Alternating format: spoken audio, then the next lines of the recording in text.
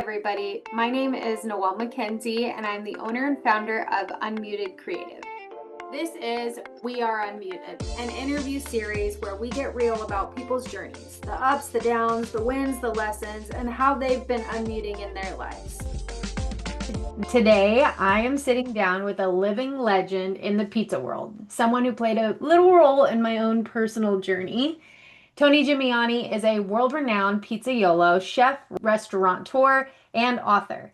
He is a 13-time world champion and the first American ever to win the World Pizza Cup in Naples.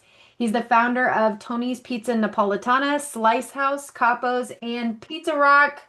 Known as the Michael Jordan of pizza throwing, Tony has spent decades mastering regional pizza styles, pushing the craft forward, and building an empire rooted in passion, discipline, and relentless curiosity. Tony is a mentor, a leader, and someone who understands what it's really like to build something lasting and unique. I had the honor of working under him while I was at Pizza Rock many, many moons ago, and today we're talking about the moments that shaped him, the risks no one sees, and what it means to stay unmuted in an industry that demands excellence every day. So, Tony, thank you so much for being here. Thanks for having me. Yeah, can you share a little bit about you and what you do aside from my illustrious intro? Yeah, for sure. I've been in the business for almost 35 years. Got into the business when I was 17, turning 18. Fell in love with pizza. Grew up in Fremont, California. Had a pizzeria in Castro Valley for a while with my brother for about 17 years, and then moved on and did my own thing in San Francisco. So I'm primarily based in San Francisco, Bay Area born. And I have a lot of restaurants right now. I have a Slice House franchise that's been growing national. Pizza Rocks, of course, in Las Vegas. I'm in stadiums. I'm in casinos and arenas. Over the years, I've really expanded into different independent operations, even like a bakery or a small Italian specialty store in San Francisco, to like kind of a little finer dining, kind of Chicago, Detroit concept in San Francisco called Capo's. So I've done a lot, written a lot of books over the years, toured the world making pizzas. Have really brought that into my own. A lot of my journeys I've taken, I really brought that into my restaurants. And I'm a pizza maker that's known for every style. Usually when you meet a pizza maker, it's like New York or Chicago or Neapolitan or Roman. I was the first guy to like say, hey, let's bring them all together. And so that was kind of a big thing for me and a big thing for the industry. I had a school for about 15 years. I taught and certified chefs in pizza, and they went off to open up restaurants. So yeah, I've done a lot over the years.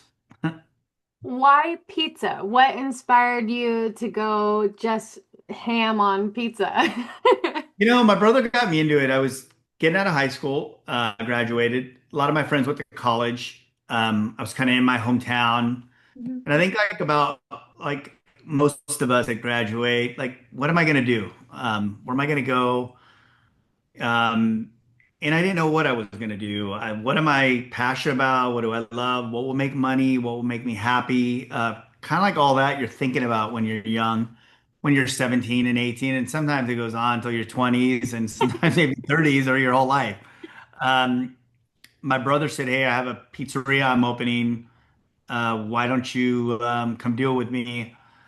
I took some college prep courses. I took some college courses at Las Positas, actually, at that time, which is in Livermore, California, Mhm. near there. And then I made pizzas and I fell in love with it. I always loved to cook. My mom always cooked. I took home chef courses and in high school. I enjoyed it. I like home ec, even though it's one of those classes that you're like, okay, just take it to get an A. I enjoyed it actually. So it was just I loved it and I fell in love with it, and it was self-gratifying to watch somebody eat something that I made with my hands, and it was really self-rewarding. So. Yeah, I agree wholeheartedly. I'm a foodie, I always have been, but I also love to cook. And the process of like just cutting the garlic and cutting the onions and the simmer and the smells. And I am a big fan of sharing that love. And the more you love you put into your food, the better it tastes. So I feel. Yeah, I remember my mom watching me when I would eat and she would make something and she'd be smiling. Now I'm looking at Right. my son when I'm making him something or we're eating together and he's smiling. So Yeah. food brings you together and it's just really special. So yeah, it was always there. I just didn't know it was there. Oh, Yeah, absolutely. I know my kids are 3 and 6, so they're not quite ready to enjoy my food. It's more nuggets, but I try really hard to expand what they eat, but kids will be kids. Someday I'll get that smile on their face. that's funny. Yeah, you will. Yeah. Was there a moment? Okay, so actually, let me back up a little bit. So, this whole podcast, the reason why I wanted to bring you on is what I remembered about you and the Pizza Rock days, at least, and even now from everything that you're doing. You always were a step above the rest and just being out there. I mean, look at Pizza Rock. There was a fucking truck in the middle of our thing. Like, what inspired you to take those big steps and unmute yourself in a way that other places weren't doing? What inspired you? Well, it goes back to my mom. It goes back to my mom. She was shy growing up. She had, I guess you could say, somewhat of an abusive stepfather. She didn't get a good education. She wanted me to get a good education. She didn't want me to be shy. She wanted me to be everything she wished she could have been. She got her driver's license when she was like in her 40s. She was there to cook and clean, and that's it. And so she grew up in a really strict uh, home. So I was shy. Hmm. My mom told me to wear what you want to wear, be what you want to be, do what you want to do. She, I took some leadership courses early because if you would have known me first through fifth, sixth ish, I was shy. I was really shy. And then I started to push myself or put myself into areas in my life that I wasn't comfortable with. I was a kid that would sit in the back of the class. I would have my head down. I'd get super red, super nervous when the teacher called on me. So over the years, you kind of have your mom talking in the back of your head, hey, be what you want to be, do what you want to do. And I did. And I dressed how I wanted to dress. And I played badminton when it wasn't cool to play badminton. I played soccer too when it was cool. Right. I wasn't afraid to try. So when that went into the pizza business, when that went into trying styles, when it wasn't hip to do that, like Right. pizza is very territorial. I'm a New Yorker. I do New York. Yeah. I'm Chicago. It's like baseball.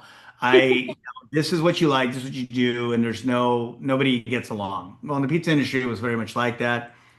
I was able to travel early in my career. I was able to try every style, good and bad. So I wanted to bring that into one concept, which was Tony's Pizza Napolitana, and that progressed to Slice House, and that really morphed into Pizza Rock. Right. Uh, in back in the day, there was no getting along. No, nobody, you're like one or the other. And if I was a New Yorker, I wasn't cool if I said, I like Chicago. Right. You like, stoned or something like, Right. so, so, California, they say food, it's progressive. A lot of things start here.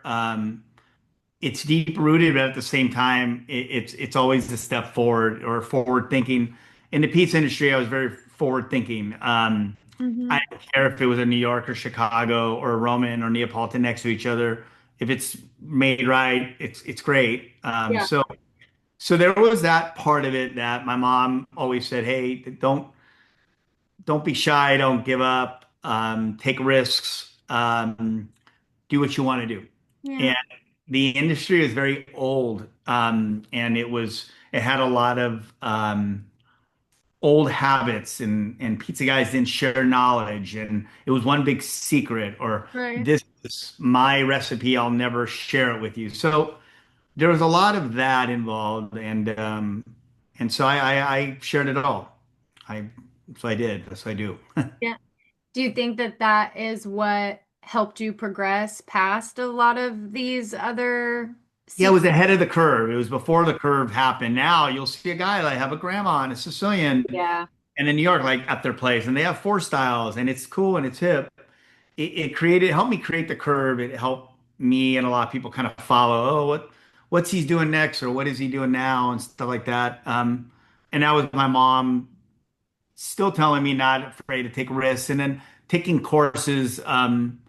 Like Las Positas, it sounds kind of weird, but like I took a course, it was like a drama type course, improv. I took an improv course. love it. And the improv course was I took it because I said, "Hey, one day I'm doing a little bit of TV now, but one day I may get on." Leno was a big. The Tonight Show was a big goal for me. And what happened during that course, I got on the Tonight Show, and you have to be fast, boom, boom, boom. Some shows you have to be quick and witty and funny and Right. understand it, or you control the conversation. So taking a few courses that just kind of took me out of my shell, my comfort zone, pushing you in front of it, really helped me. And sure, I'm nervous. Sure, I still get that way, but not like it was. Right. And it really helped me. So certain things really helped me in life. Yeah, I in college I took an elective for acting and monologuing. It had nothing to do with, branding and graphic design, but our school had film students too, so that was a big course for them. And I never truly understood how hard it is to memorize a 1 minute Oh monologue and yeah. repeat it back. I had a whole new worldview of watching TV because you don't realize how hard it is to memorize things Oh, and I know. say it. It's crazy. So I do think almost every person who has to public speak or even just interviewing or a CEO, anybody should take one of those classes because I feel like it can help you in life and especially if you end up on TV like you do. Yeah, it did help me a lot, and just doing more and more news shows, watching yourself, listening to back in the day when you're on KFRC or random radio Yeah. shows or things, and you kind of say to yourself, "Oh, I should have done this or should have done that," and just trying to correct it and be a little better. And then you have public speaking, industry that is really challenging. A keynote address, which is really challenging, PowerPoints and things like that. That you just learn and you just keep growing and you try and put that behind you, that scared little Tony. I think we all have a scared little Tony inside. Yeah. Maybe not the Tony, Shining, not the shining, but yeah. but yeah, let's not go there. Speaking of TV, though, what shows have you been on recently? Oh, I did a couple shows recently. One that's going to air about New Haven style pizza, coal fire pizzas Oh, that you don't. We have the only coal oven, one of them the only in the West Coast. They're more on the East Coast where you actually burn coal, that they started, making pizzas. So there's a cool show coming up. That's a Bay Area show. It's like a KQED show, if I remember right. It's going to air, but a couple Food Network shows that aired. So yeah, I've been doing a lot of news shows recently, which has been good because I have a pizza, bagel, and beer festival that I do in San Francisco. This is going to be the fourth year. cool. But what has been really great is that it's really gotten me to be do TV all over again and promote the festival or promote the Italian Heritage Parade, which has come up a lot. So I've been fortunate enough to do like a lot of local shows, which you would think, okay, national. Yeah, I did one recently with Mario Lopez in Universal Studios, which was awesome, and they reran it. But when you have local shows, it's so localized and it's so good for business. People don't realize that, sometimes the local spots or newspapers are as big as, the New York Times or the Today Show. So I agree. it's pretty great. Talking to your people directly, and although everybody wants to be national and worldwide, and it's great to get that exposure, but when, I see you versus somebody else sees you, we're more invested because we're True. local. Yeah, and I love local.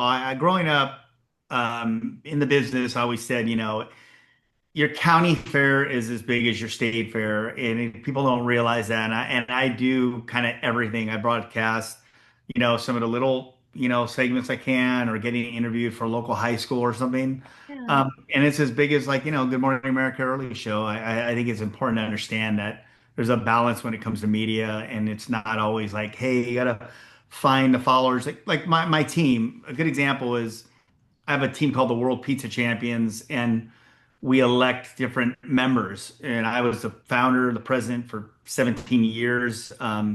When it came to that, I would see guys that, um, or women in the industry that they didn't have to have 10 stores or be a multi like this Billionaire.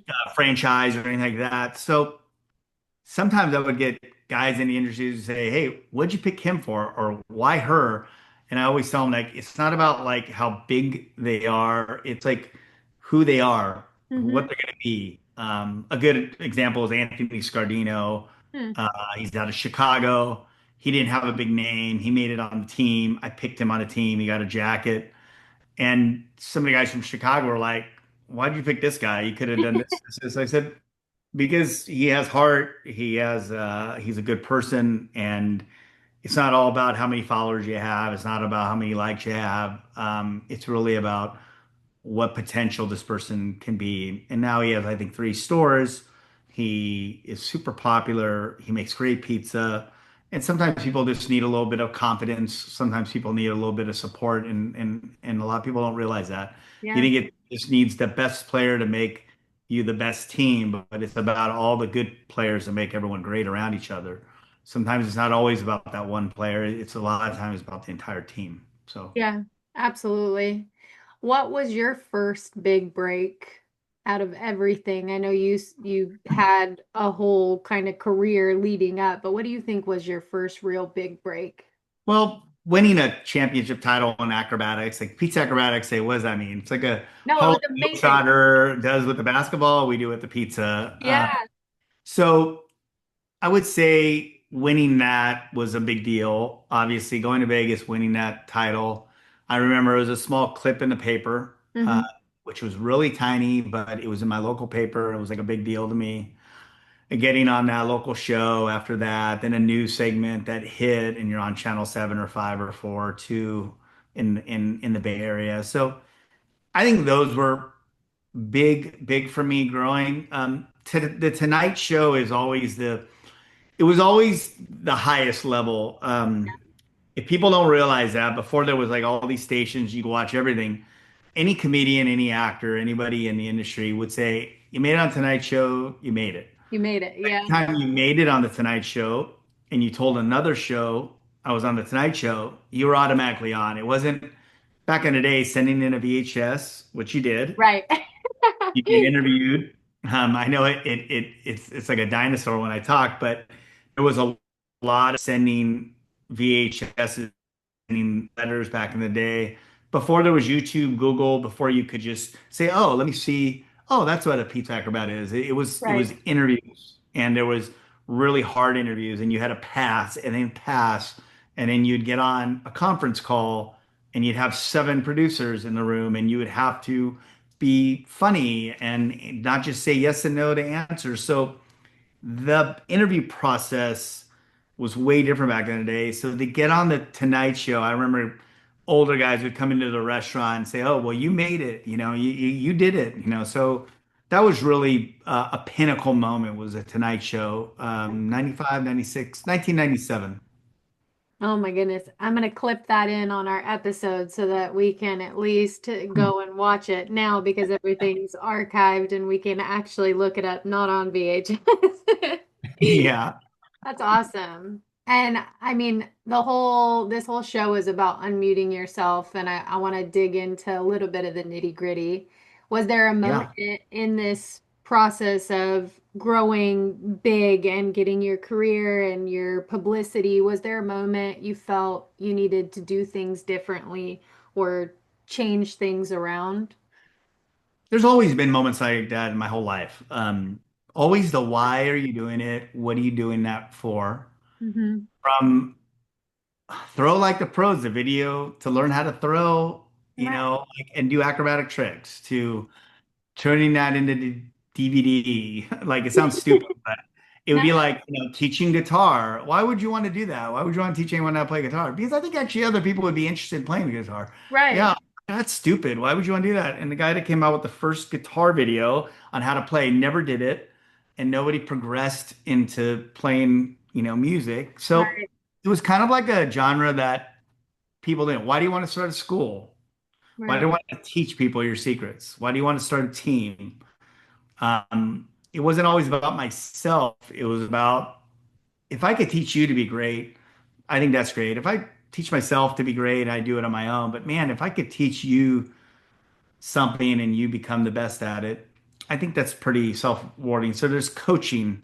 Yeah. There's that side of seeing my dad coach. He coached me, he coached my brother in soccer. Hmm. Uh, Coaching was a big part of it.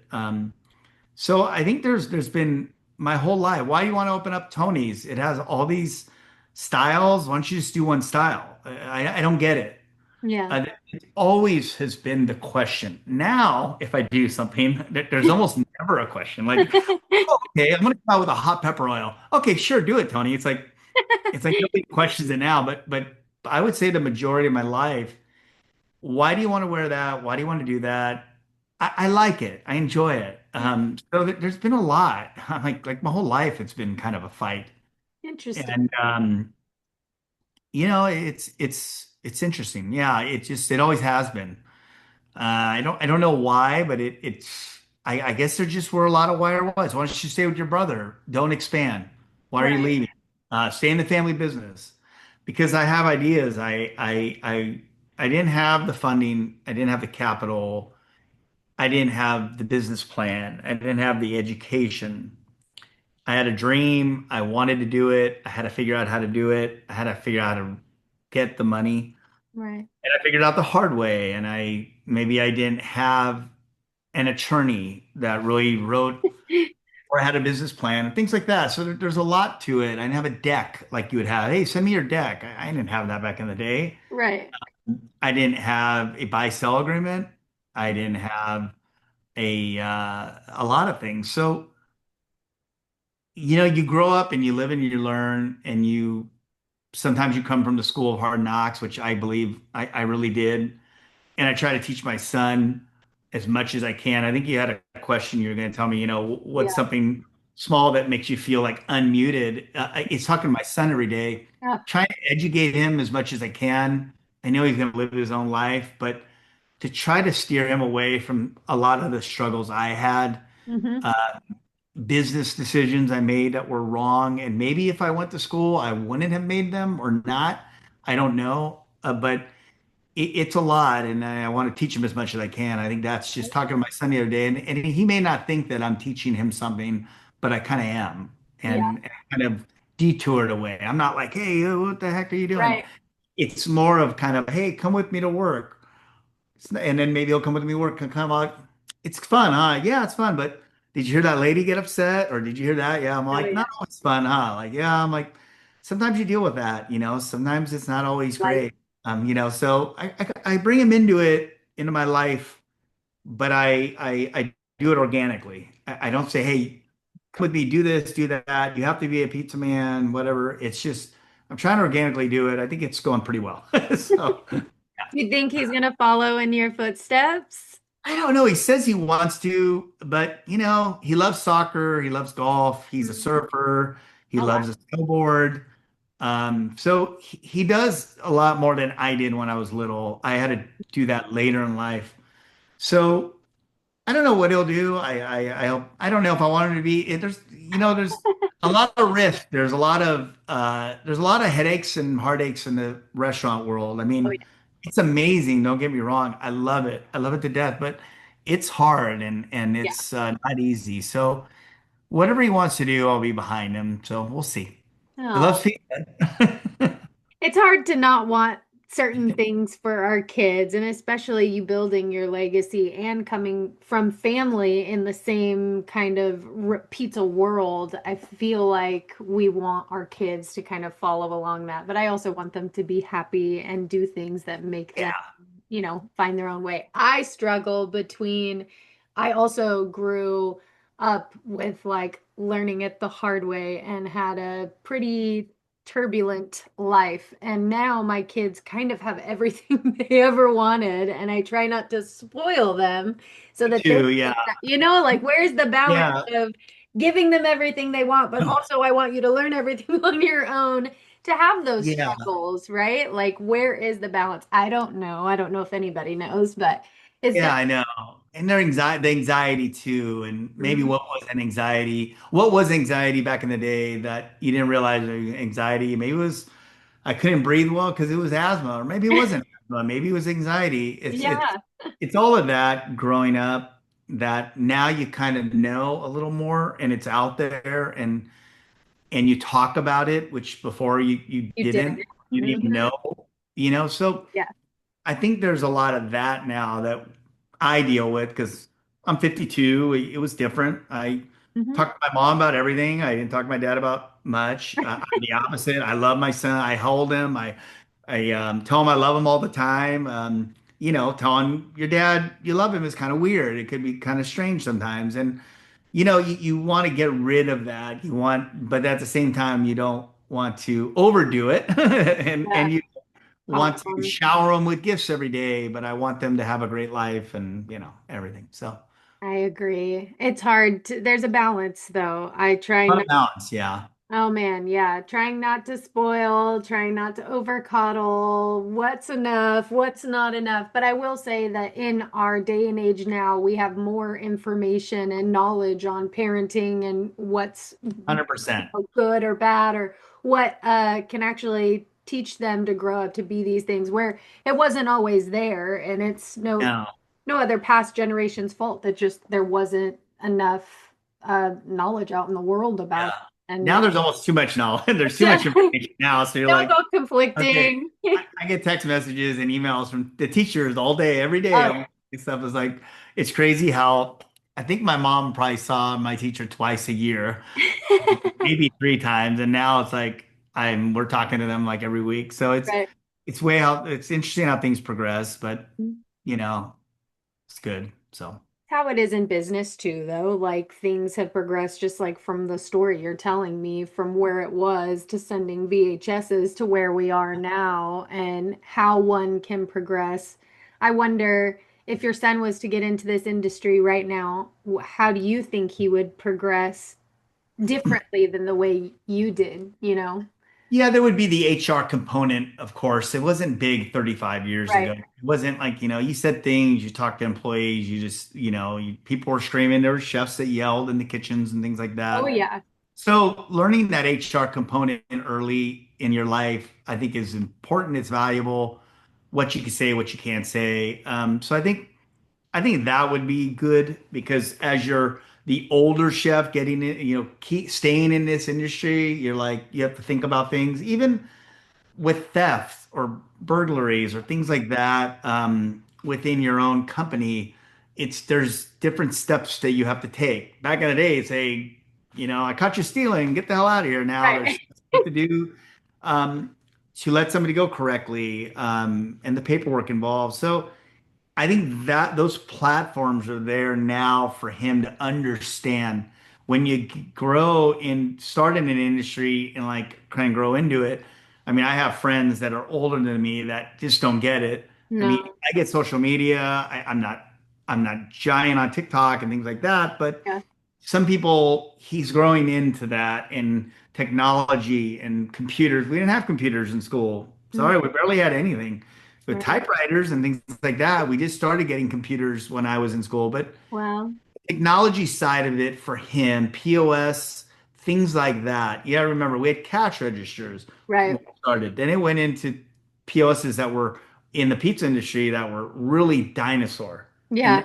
now you have Toast and Square and everything. So I think for him getting in the industry, he has a good head start in Mhm. technology and HR, Business. social media, taking photos, videos, whatever. I think he has a good head start Right. compared. Okay, do I need to have a Facebook page? What is it? I mean, it just is pure Yeah. phone number going through it. I mean, we went through cell phones, from text messaging, from, like he's way ahead of it. So, um, and he's better, on a I love. computer or anything else than I am already. Yeah. So I think that has that going for them. Him, the love, the passion, Hmm. the excitement, the I have a farm here at my house for him to understand. He helps me grow fava beans, pick apricots, cherries, Oh, everything. For so him to jealous. understand the land and appreciate it and know what it's like to grow something or Yeah. how long it takes to grow something, that's something. Take him to Italy, making him feel what it's like, having prosciutto di Parma, having Oh, Parmigiano Reggiano, yeah. him try ingredients that are imported. So Hmm. for me, it's important for me to help him understand that if he gets it, he may be a kid that says, okay, this is not great, but he seems to really understand it. And Hmm. we had an orange yesterday. We have an orange tree. It took Julie, my wife was all. It took like 3 years, right? 4 years, something like, yeah, I'm all about 4 years, 5 years maybe. So we have like 40 oranges. So I say, try the orange. And then I'm all, what do you think? He's, oh, this was really good. I'm all, we grew that. We planted that together. Yeah. So, and he had orange juice this morning, and we squeezed it, and Fresh. my wife did. So it's that side of it, and it's like, okay, you have the work ethic, and then you have to say, okay, what's the drive? What's the love? What's the passion? What's going to continue to do it for 30 years? Or are you just going to be a startup and go to another startup, and okay, it's cool. I don't really like my job. I go there 3 days a week, but Right. it's good money, and I'll jump to another career. Is it going to be like that, or is it going to be like, I want to do this the rest of my life. I love it. So Right. it's a lot of that. There's Passion is so hard to teach, right? Like, I am also lucky. I went to college for the thing that I wanted to do. I went through the 4 years for what I wanted to do. I graduated and I got in what I wanted to do. I mean, for me, that was lucky because I absolutely love design and creative, and I did it and I keep doing it. And it has progressed on my own side in different ways that now I own Unmuted Creative, but not everybody gets to go to college or start their career right off the bat with their passion, right? It's hard to. yeah. Where do And you? I'd like him to go to college because I never did. And I always said, but if he doesn't and he finds a trade or he finds Right, something he loves, then let him do it. I mean, I hope he can find it. right. I see people that I went to school with that still never found it. I know. I see people that have found it, um, or people that just kind of worked their whole life and hated it. And Oh and yeah. and I kind of seen it all. So far, knock on wood, it's been kind of lucky, but yeah, there's no teaching passion, but I can kind of show him and he can feel it and Yeah. see me do it, and maybe he'll get it, or maybe he won't, or he'll find something else. Like he loves to surf, maybe he'll be a surfer. Right. Well, at least he can see what that looks like working in something you're passionate about. I think that that's almost more important than trying to teach it because he knows, okay, my dad loves this. He's very passionate about it, and he does all of these other things in it. So he gets Yeah. both sides of it, whether that's surfing Guaranteed. or I don't know, accounting, whatever he ends up. I don't know if anybody could love accounting, but if someone loves numbers, I whatever. love members, yeah. Right. It's all about the passion and the love. I think that that should be what we all do with our lives, but Yeah. not everybody can find that. But I do hope it for most. Yeah. Um, we are coming close to time, and I want to have you as long as you'll let me have you, but I know you're a busy man, so I'm going to ask my one question I always ask everybody towards the end. What does it mean to you to be unmuted? Obviously, my definition is unmuting yourself and being authentic to anybody who will listen. That was my motivation behind my stuff, but I like to hear what you feel unmuted means. Yeah, being unmuted, there's that little Tony that wanted to stay muted in a Right. way. And I think there's that drive, there's that commitment to yourself for me, I'm very competitive. Mm, I think that's probably from my dad, or maybe being the younger brother that wanted to be faster than his older brother, wanted to be better. yeah. You always wanted to have a cooler car, whatever it was, growing up. So that competitiveness, along with being unmuted, makes me have that drive. And I think that's important to have, and that when you have that drive or that passion to do something, it can kind of overcome anything. And Mm. I think it can overcome any obstacle. But you just have to make sure you're out there and keep yourself out there. And you're going to find you're going to run into difficulties. You're gonna take risks, not being afraid to take risks, but Mm. at the same time not being afraid of failure.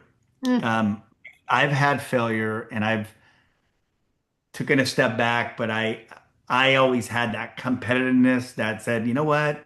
Screw you.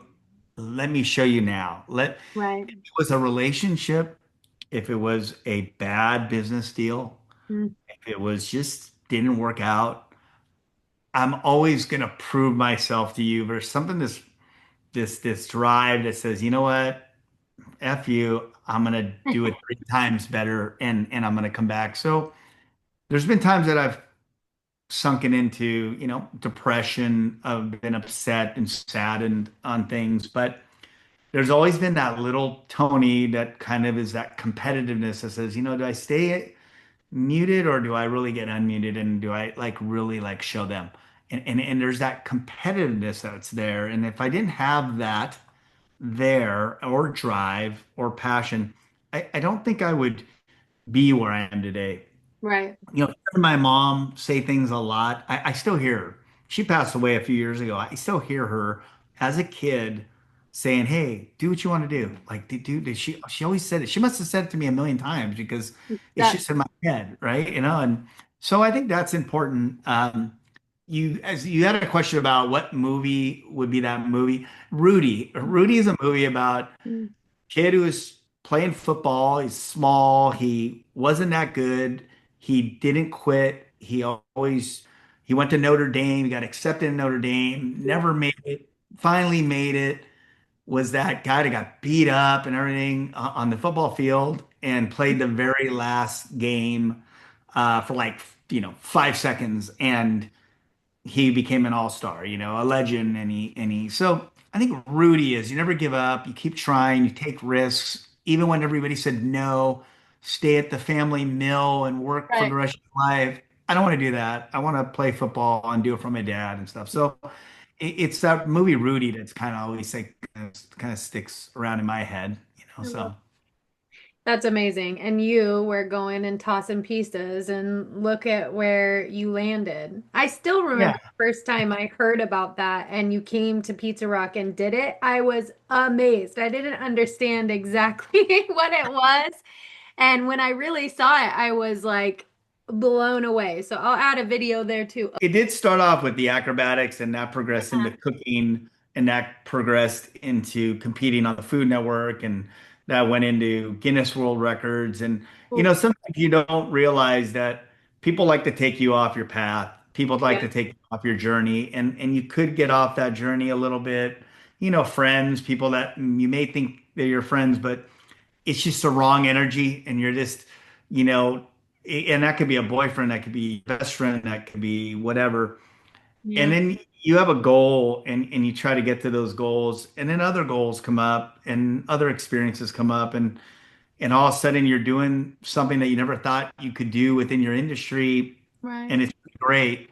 And you'll opening more stores, and sure, he was this independent guy, but now he's going into more stores. And if I never did it, if I always went back and said, man, I wonder what it could have been. I Right. never wanted to be that. And I think I got that from my mom. So I take risks and I do. And like you said, I remember being in Vegas. I wanted to watch these acrobats throw. I was not anyone. It was 1990, 92, 93 Wow. maybe. And my brother said, hey, what do you want? Let's go party. We're in Vegas. I'm 20. Right. Uh, and I definitely found a way to drink. Right. So anyway, you're like, do I take the cab or taxi, go to MGM, watch these acrobats at the time, 30 something dollars for the cab ride. It was at Oh, the Rio, right. went to MGM. It cost me whatever, $20 to get in. And if I would have just decided, hey, go with my brother, go party in Vegas, which almost any 20, 21, Would 22, whatever choose. would ever do in their life. Um, I said, no, I want to see this. Oh, well, that's kind of stupid. Well, now I kind of want to watch it. I watch these guys and I'm like, whoa, this is pretty cool. Like, and I That said, I think I can come back next year and I think I can win next year. So it's like somebody taking you off your path, taking you off. If I would have never done that, who knows what I would have done.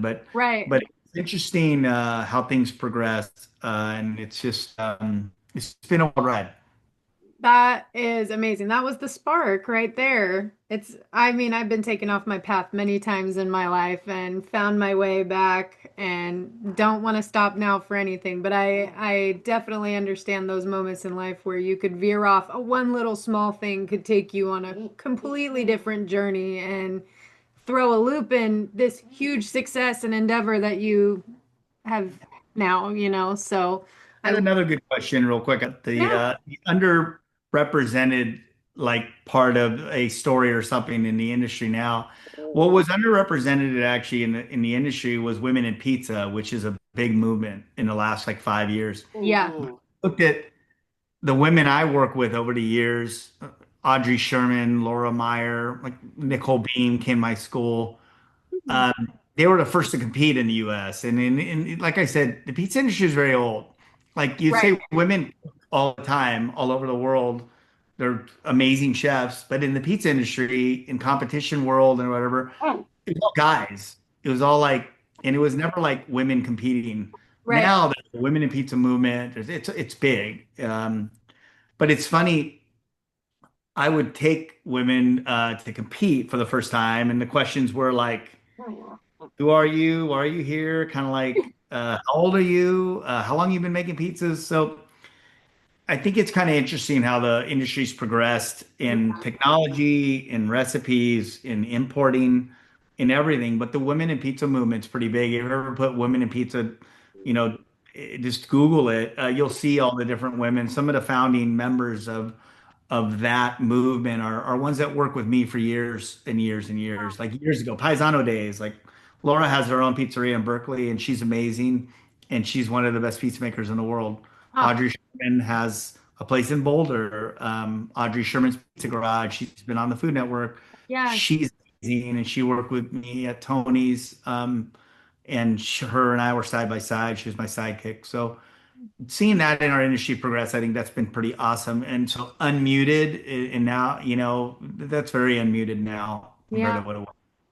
A Yeah. lot of the things that you've done have been unmuted. That was one of the reasons why I had you here. And I love that you shared that movement because I do think it's very important. I think that there's been a lot of old world restaurant things that have trickled down. Very much. Um, and although I was at Pizza Rock at an odd time in my life, I still have looked up to you since then and followed where you've been going. So I'm just grateful that I got to talk to you on But here. I'm happy you're doing so well. I'm really proud of you.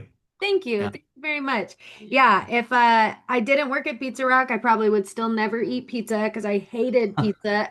Even though I'm Italian, no, excuse me, I'm Sicilian. Don't let my grandpa hear you. But I hated pizza. I like just would not eat it. And then I worked there, so of course I had to try everything because I can't work there and not eat the food, right? Since then, I still don't really like pizza unless it's yours. But I mean, the New Yorker and the Calitalia sold me on pizza pretty much for the rest of Nice. my life. So I'm very Well, I gotta grateful make for you you. a pizza soon. I gotta make you a pizza again. Gotta Oh, come yeah. by in the city. Bring your family. Bring your I would kids. love to and introduce them to the best pizza. They don't even know. Dog too. Yeah, well, she'll have to wait because she's a little grump. Maybe when she's a little older and can listen better. All right, well, one more thing. Where can we connect with you or follow your work? Usually on Facebook or on IG, Capo Pizza. But if you want to go to TonyGemignani.com, Mhm.